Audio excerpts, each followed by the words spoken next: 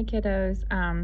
I just realized when I was going to do your Bellringers that we are moving on to a new set because they only give me 30 of each, and we've done all the figurative language, which is good. This is usually about the time when we switch over from fiction to nonfiction that we switch Bellringers. So I just wanted to do a video so that you guys know the new setup. So in this one, we're going to be working on compound complex and compound complex sentences. And some of you guys are thinking, what does that mean? Well, it's really not that big of a deal. Don't worry about it. All right. So you look at the directions first, then read the sentence. Your task is to write the information in the form of a compound complex or compound complex sentence, whichever is in the direction. So it's not that difficult because, for instance, like this is number 1, it says combine the sentences to form a compound sentence. So we have skiing is an exciting sport is one sentence. It takes a while to get good at it. Now, what you're going to do is you're going to take these 2 sentences and combine them into one. All right, but this is even easier than you think because it says right here they want you to make a compound sentence. So you look down here and it gives you the words that you're supposed to use for compound, or if the directions, let's go ahead and see if the next one says complex.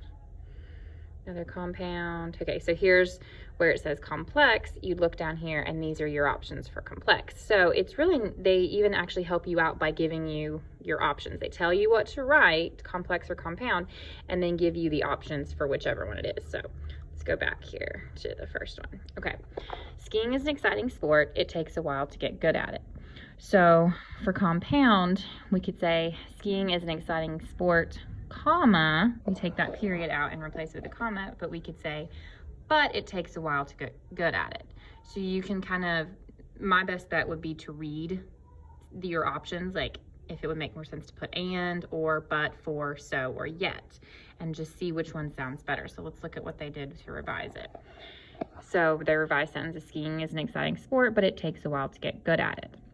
So all you would have to write down is this sentence, this answer. So it's actually less steps than what you were doing for your figurative language Bellringer. So most of you will probably kind of be happy about this.